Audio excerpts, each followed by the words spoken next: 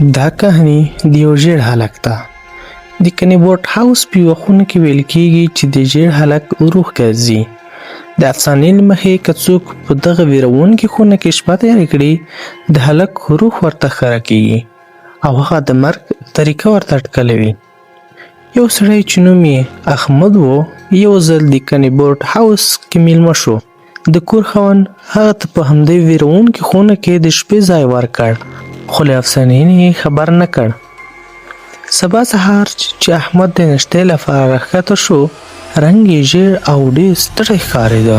کله چې هارون ترې وپوښتل چې څه خبره ده، هغه وویل د شپې په نیمایي کې ناڅاپه راویښ شوم.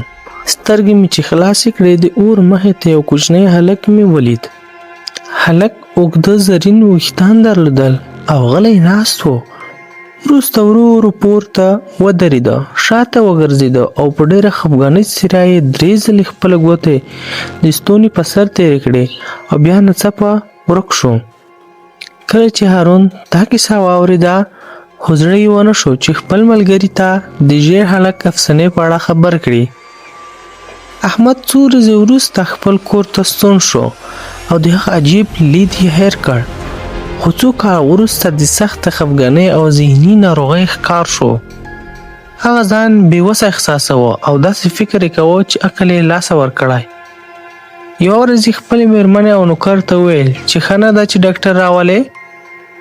خو تر هغه چې دوی بیرته راستانه شول، احمد له خپل میز نه قلم چاقو راواخیست. د سخت خفګان له امله یې خپل ژوند ته د پای ټکی کېښوده. دا یوازې یوه لرغونې افسانه ده، خو موږ ته یو درس راکوي.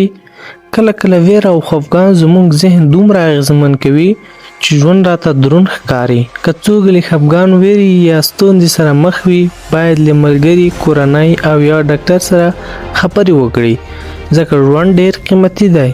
ویره او مشکلات تېرېږي، خو ژوند یو ځل راکول کېږي. مننه.